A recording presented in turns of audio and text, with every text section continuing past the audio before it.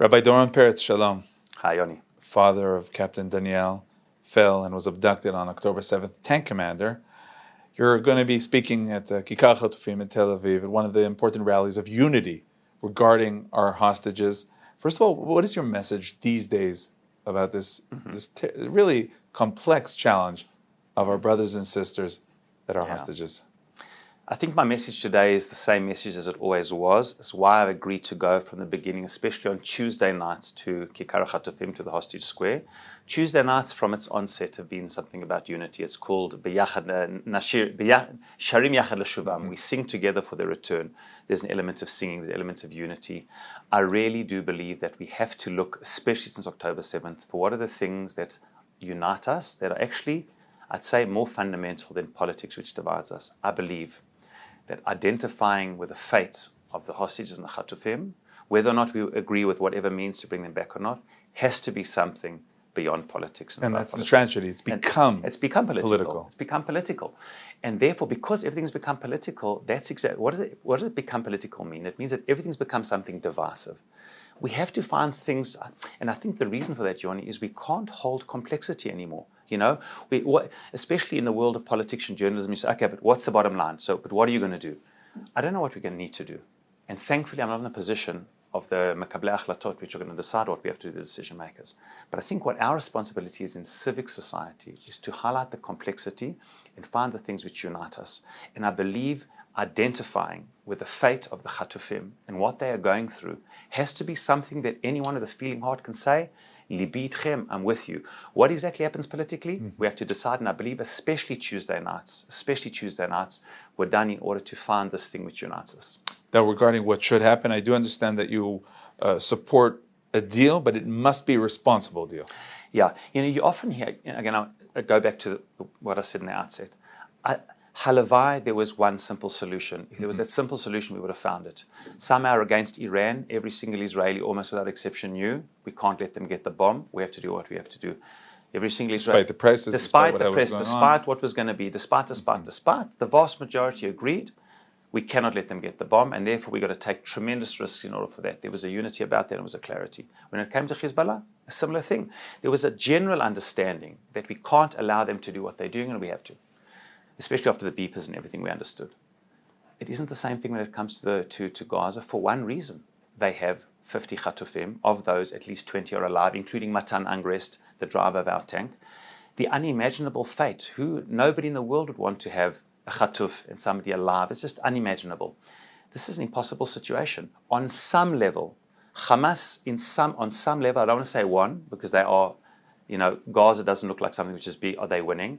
Look what's happened to them and their people, and it'll take forever to rebuild. And look what's happened over there. They've lost terribly, but on some level, they have a certain victory. They took 251, and they still, almost 2 years later, have 50. How are we going to get them back? Are we going to leave them to die over there? What are we going to do? This is different from any other situation, and therefore it makes it complicated. If there were no Chatufim, I think no hostage. I think the war would have been over in a few weeks' time. Maybe Iran style. The Iran style, we would have gone in and done what we need to do, done everything we can to separate the civilian population, like we've shown the world that we know how to do with morality to fight wars. But it would have been over. But they have, for God's sake, they've got our young men and women now. Our young men. What do we do?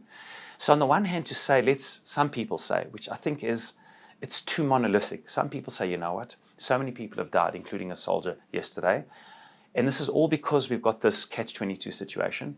Let's go in and defeat Hamas. And on some level, even though people don't say it so clearly, maybe ignore the plight of the Chatufim in order to be able to defeat Hamas, in order to prevent future hostage-taking, and in order to save lives. But that's complex. Are we really going to ignore Chatufim over there? Since August last year, when six were killed, in the terrible situation, Israel has not been prepared, and in my opinion, correctly so, to go in and endanger somebody who will be killed in the process. We're just going to ignore that? Something happened over here. This is not Iran and Hezbollah. They have our children. On the other hand, can we just do any iska? You hear people now there, b'chol mechir, to do a deal at any price. Can we say that? What in life is at any price? And what if Hamas came along and said, you know what, we want you to fold the Zionist enterprise in the state of Israel and go back to exile? Would we do that? Of course we wouldn't do that. Obviously for any parent, there's no price. But as responsible leadership, there's always a price. So is that price to come along and say, pull all of our soldiers back, bring everyone out, let all the murderers in, and leave Hamas in place, and leave them with all types of international guarantees from their side that we can't go in and even do military operations, and we'll deal with them down the line? That also seems something that it's hard for many to swallow. Obviously, as a parent of a Khatuf, it's a different story. But if you take a step back, so what's the right thing to do over here? I don't know. I don't know what the right thing to do is. To me, it seems that we have to first and foremost say this isn't an argument between good and bad. There's an argument between people who genuinely have the good of Israeli society at hand, and we can't make a decision.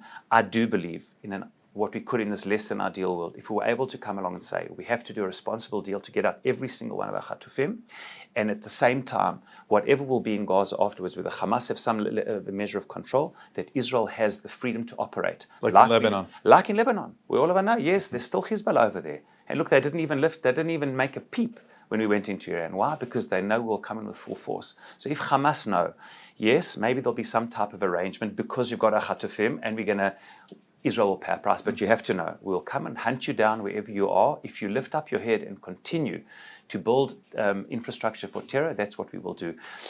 I think that's a middle of the road. Is it possible? I don't know. And again, thankfully, you and I, we're not the decision makers. Other people are. And I think the people are not the decision makers. Instead of going always to the katzeh, to the extreme, and pushing us to a corner, I believe the responsible thing is to try to find a culture of dialogue which says, you know what, this is complex. It's complex. One thing very interesting, and I understand that you feel this when you speak to people abroad, is how people respond, mainly people not from Israel, maybe also non-Jews, to the fact that Israel's putting in so much effort to save, to bring back, also those who were killed.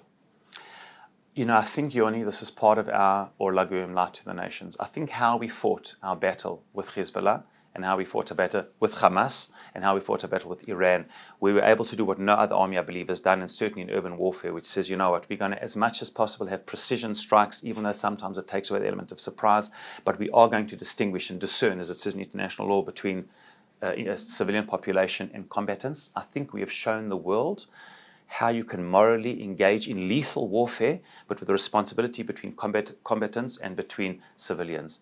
I think also we're teaching the world the value of a human life. And whenever I've spoken to leaders, and I've spoken to not only ambassadors, I've spoken to heads of state, and I've quoted to them, especially the religious ones, both Christian and Muslim, but also especially to Christian ones, that it says in Deuteronomy 21 that it's forbidden to leave a dead body hanging because it has the Kilalat Elokim Alav. A dead body has the Tselem Elokim, it's got the image of God in it. And because we have such respect for a person during their life, that's why we have respect for them in their death. And that's why we have to, you can't just burn the body, you bring the body back for burial. You can't just leave the body, because the body was the receptacle which had the human soul. And therefore it's really important to us, just like we honor life so much, and the Jewish people see infinite life in every human being, we honor that life also in the burial. And I think this is also, I believe, part of our message to the world. It's because we honor human life so much that also we honor the body, which was the receptacle for that life during its demise. Rabbi Perez, we join your prayers, all our prayers, for the return of our hostages. Thank you very much for joining us. Thank you, Yoni.